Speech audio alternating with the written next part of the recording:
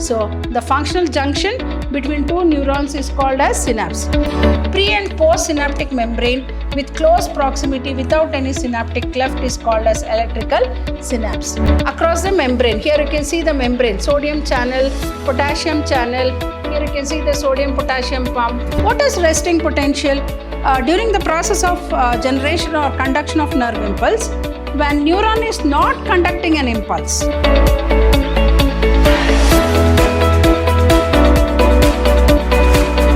Hello everyone, welcome back to session 3 of this chapter called Neural Control and Coordination. Myself, B. Shobharani from the Department of Biology, Vidhyaashram Pre-University College, the Temple of Excellence. Hope you remember in my last session, we were studying about the generation and conduction of nerve impulse. So what is resting potential and we are going to study about what is action potential. So before we move on to action potential, in the last session we studied about resting potential. What is resting potential? During the process of generation or conduction of nerve impulse, when neuron is not conducting an impulse. So when the neuron is not conducting an impulse, the axonal membrane is called polarized.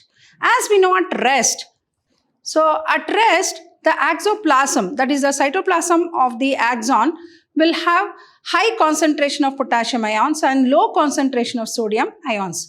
The fluid that is found outside the axonal membrane will have low concentration of potassium ions and high concentration of sodium ions. So at rest, the outer surface of axonal membrane is positively charged and inner surface is negatively charged. And due to this, electric potential difference across the axonal membrane is called as the resting potential. Hope you have understood. In the last session, we studied about resting potential. What is resting potential? When neuron is not conducting an impulse, the axonal membrane is called as what? Polarized. Polarized membrane. It is called polarized membrane. At rest, the axoplasm. What is axoplasm? The cytoplasm of the axon will have high concentration of potassium and low concentration of sodium. The fluid that is found outside the axon will have low concentration of potassium and high concentration of sodium. So, at rest, the outer surface of axonal membrane is positively charged and the inner surface is negatively charged. So, the electric potential difference across the axonal membrane is called as the resting potential. Now let us understand what is action potential. Here you can see the action potential. So introduction of that is resting potential, repolarization, repolarization, return to resting potential, right? So here you can see the difference results in the inside of the axon being negatively charged relative to the outside. So here you can see the positivity, negative, positivity. Here you can see the negativity. So what is action potential then? When a nerve fiber is stimulated, the permeability of membrane to sodium is greatly increased at the point of stimulus, which is called rapid influx of sodium, and hence polarity of membrane is reversed and now membrane is said to be depolarized. So here we have come across polarized. What is depolarized? When a nerve fiber is stimulated, permeability of membrane to sodium is greatly increased at the point of stimulus, that is rapid influx of sodium, and hence polarity of membrane is reversed and now membrane is said to be depolarized. The electric potential difference across the plasma membrane at the site is called action potential, which in fact is termed as nerve impulse. So here you can see the potassium ions. So when a nerve fiber is stimulated, the permeability of membrane to sodium ions is greatly increased. Here you can see the sodium ions is greatly increased across the membrane. Here you can see the membrane, sodium channel, potassium channel. Here you can see the sodium potassium pump. Here you can see the sodium ions. Here you can see the potassium channel, sodium channel, then the potassium ions.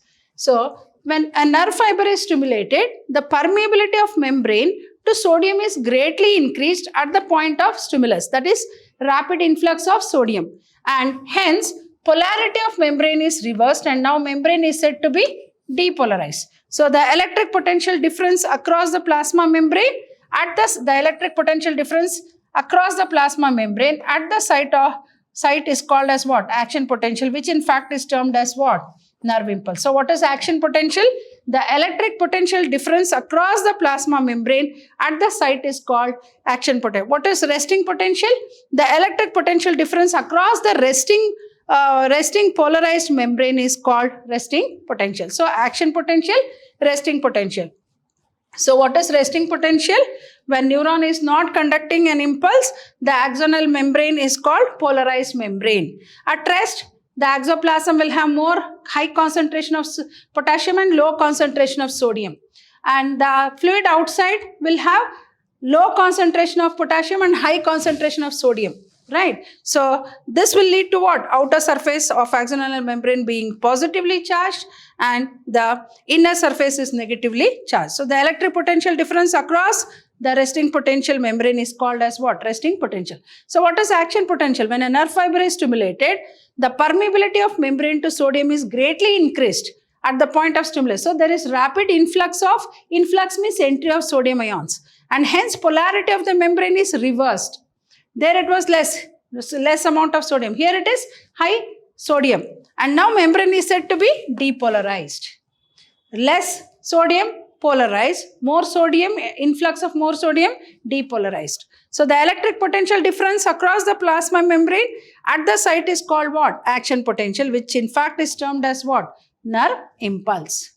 Then depolarization is very rapid, so that the conduction of nerve impulse along the entire length of axon occurs in fraction of a second. So depolarization is very rapid, fast, so that conduction of nerve impulse along the entire length of the axon occurs in a fraction of, I think all of us know, the nervous conduction or nerve impulse takes place in a fraction of a second. For example, like if a bus is coming in front of us, suddenly we move away from that. So all the things what we respond to external stimuli happens in a fraction of a second. So without our knowledge, the things will happen. And that is because of this nerve impulse, conduction of nerve impulse, which takes place very fast in a fraction of a second. So depolarization is rapid, so that conduction of nerve impulse along the entire length of axon occurs in fraction of a second. So depolarization is followed by the increase in permeability of potassium to the membrane leads to change in polarization, that is positive charge outside and negative charge inside. Previously in resting potential, what was it? That is in resting potential, negatively charged outside, positively charged inside. So here it is positively charged outside and negatively charged inside, and it is called as what? Repolarization. So here you can see the repolarization. Right. So what is depolarization? Depolarization is very rapid, so that conduction of nerve impulse along the entire length of axon occurs in fraction of a second. So depolarization is followed by the increase in permeability of potassium to the membrane, which leads to change in the polarization, that is positive charge outside and negative charge inside, and this is called repolarized. This is depolarized. See, you have to understand the terms called polarization, depolarization, then repolarization. Just like we have to understand, that is resting potential, then action potential.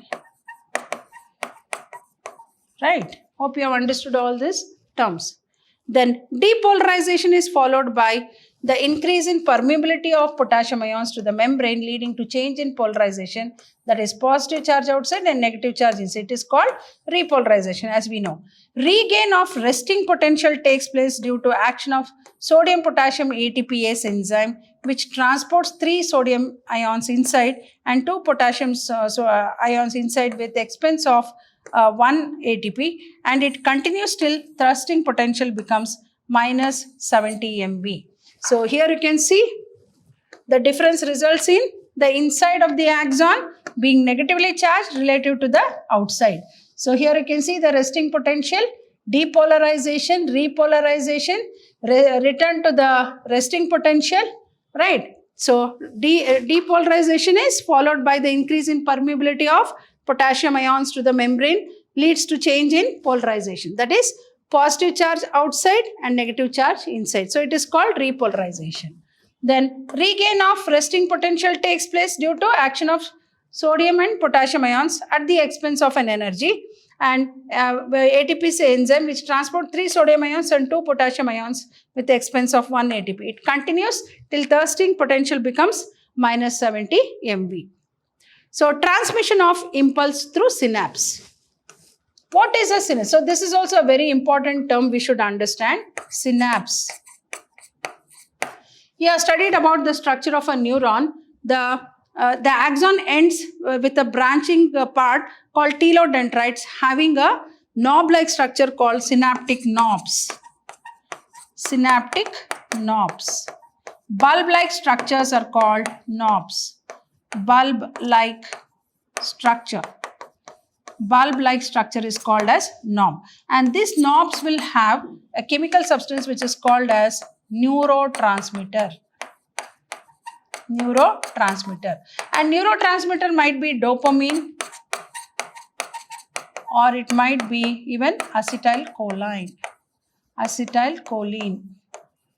Right. So now let us understand. Here you can see the axon. Axon ends with the axon terminal. You can see the synaptic vesicles, presynaptic membrane. Here you can see the synaptic cleft. Then the neurotransmitters here. The neurotransmitters might be what? It might be dopamine or we can also, it can be acetylcholine. These together are called as what? Neurotransmitters. Neurotransmitters. So here you can see the receptors, postsynaptic membrane.